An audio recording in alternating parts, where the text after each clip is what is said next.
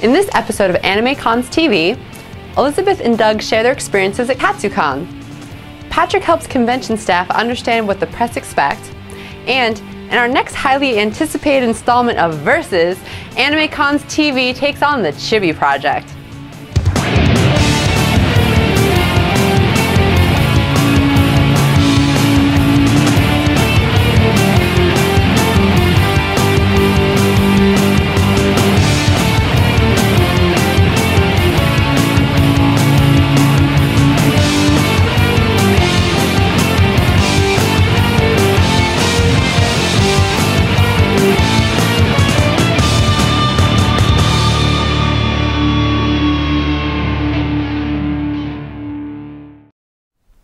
Doug and I recently went to Katsucon, which is in National Harbor, Maryland, right outside Washington, D.C., and we had a pretty fantastic time there. Doug hasn't been since, what year did you go? 2007. Yeah, and I had never been. So it was overall a pretty good convention, not without its little problems here and there, but it was at the Gaylord National Harbor, which is a big hotel and convention center connected right next door. And this place is massive, and I mean, the great thing is you have the huge indoor courtyard.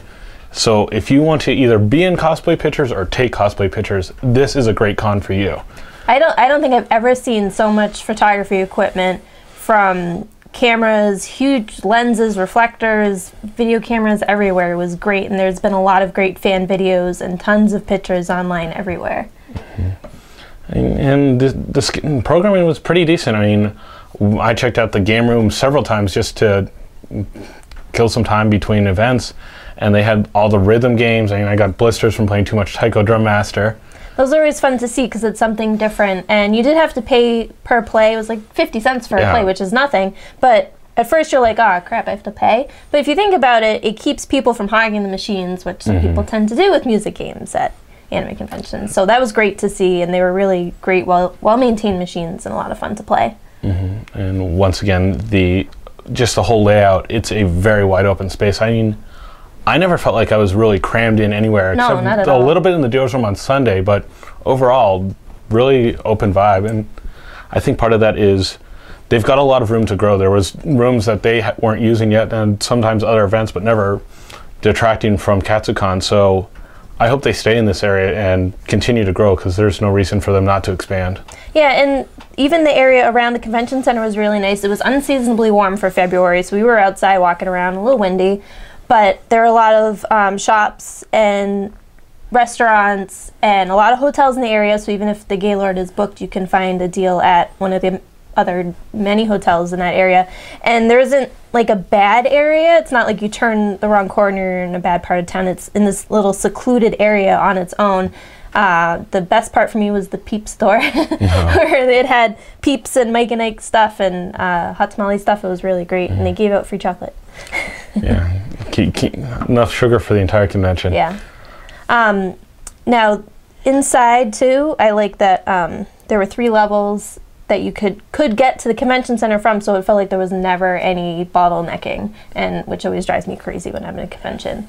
And one problem I did find with the schedule was it was laid out by room. So it's like room 1, this panel, this panel, this panel, this time. And so if you want to see what's at 2 o'clock on Saturday, you have to look at each room individually, not across a grid. They said they're going to fix it for next year, but that was a little annoying. That works if you're, trying to keep all the theme programming, say, oh, all the events in this room are this type of programming track, but that wasn't the case. The only other complaint I had was I saw a couple repeat panels. There was 3 different My Little Pony panels, which I realize it's the hot new thing, but do you really need 3 of the same thing throughout the weekend? So I think that's kind of their area that they can use the most improvement, and that's seeking out more panelists and using the rooms better. Yeah, and put who the panelist is in the program guide or on the pocket program, because it's nice to see who's running the panel, because it might be somebody you really like or someone you didn't like in the past and don't really want to waste your time waiting in line for this panel. And that also helps after the convention. You say, hey, I really like that panel. Who ran that? And then you can look up and see, oh, maybe they do another panel at another convention. There's no guidebook app, but there was some functionality if you went to their website, but it wasn't as good as guidebooks, so hopefully they'll be getting that in the future. Now, the big draw of the weekend, at least for me, was the World Cosplay Summit. It was held after the Masquerade, so they had their regular Masquerade, which was great. If you haven't seen the Legend of Zelda skit that won Best in Show, it's fantastic. You should check it out. But what the World Cosplay Summit is, every summer, teams from I think last year there were 17 countries, go and compete in Japan, and it's shown on TV, and there's a parade, and they meet with Japanese government officials, and it's a really, big event out there. And they had the U.S. preliminaries at Katsucon, and I'm sure if you've watched this podcast, you know how much I love cosplay, how much I love the costumes more than the presentations. Oh my god, these costumes were freaking amazing. And not just the costumes, but a lot of the presentations were great. It was probably the best competition I've seen at an anime convention level. It was pretty cool. Yeah. You missed it. I was too busy enjoying my own costumes. But it's definitely a great event. I mean, I feel like the event I went to in 2007 and the event I went to this year, night and day difference, and just I'm definitely considering this to make this one of my regular conventions at this point. I say had that that after much a lot fun. of conventions, but it was great. It's a good way to kick off the year too. Especially, yeah. Get your taxes done early so you can get your refund and go to this convention. Yeah, it's usually held on President's Day weekend. I believe it is again next year. So hopefully we will see you then at Katsucon 2013. Wait! I was attacked by a Pikachu. So I've been press at a lot of conventions, and I've also been press staff at some conventions, and so I thought I'd take some time and talk about what we kind of expect as press, because a lot of conventions have really no experience, so they don't know how to handle the press.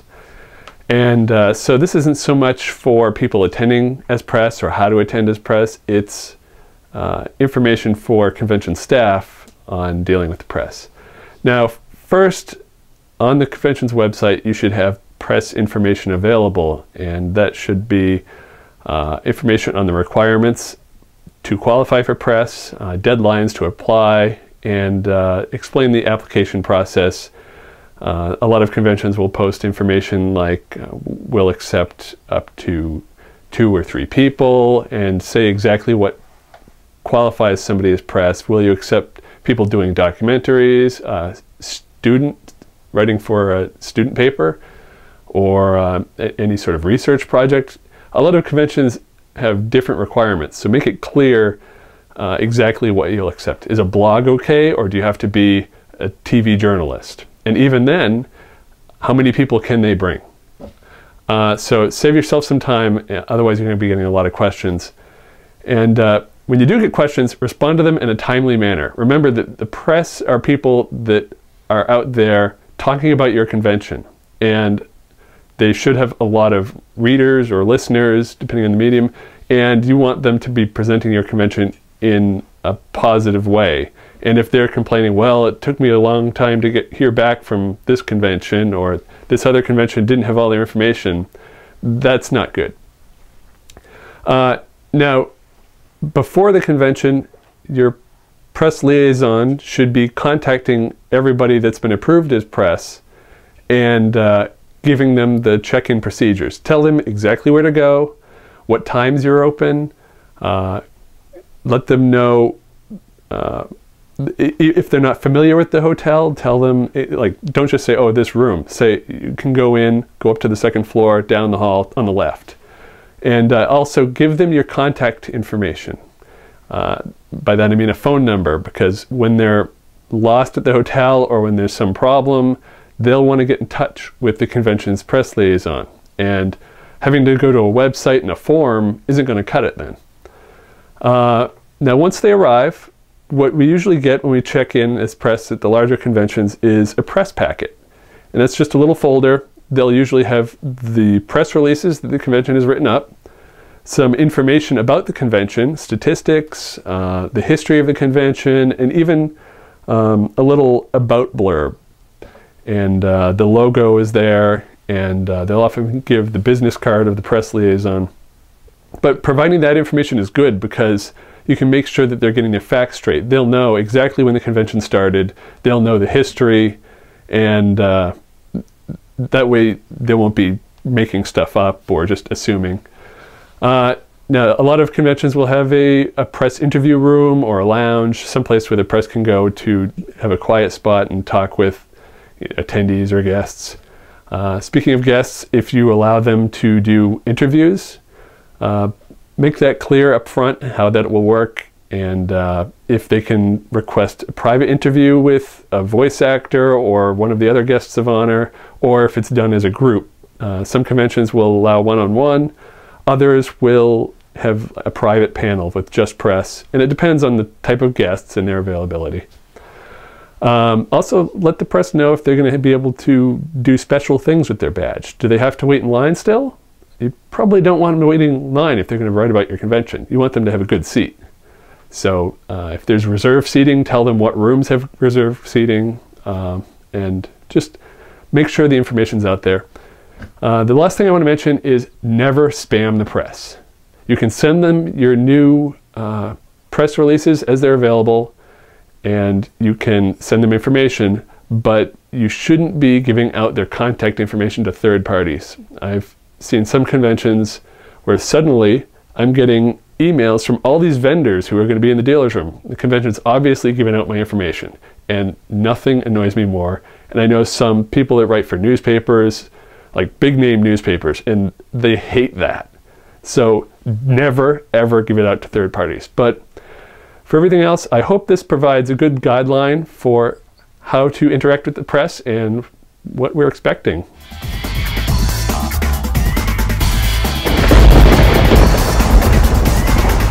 Where is Funimation headquartered? Flower Mound, Texas. Texas. Flower Mound. How many episodes of Sailor Moon are there? There's 5 seasons. 200 episodes, 3 movies. 8. It's 289, 9 is what right? 200. Oh! Exactly? What is the name of the devil fruit that Luffy ate in One Piece? The devil fruit? Is it like Gomu Gomu? The gum-gum?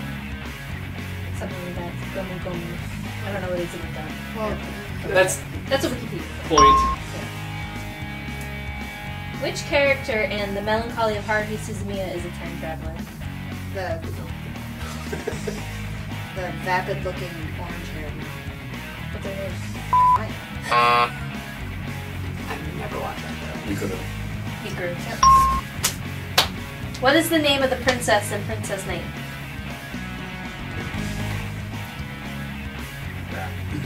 That's not her name.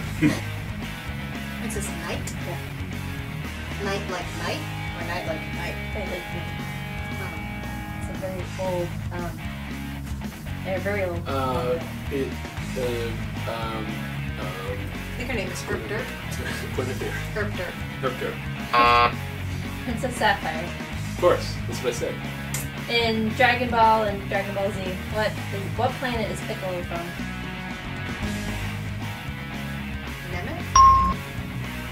That's a trick question. Well, like, what's his race, I guess? His is race the question. is from Namek. Yeah, that's probably a better way to phrase that question.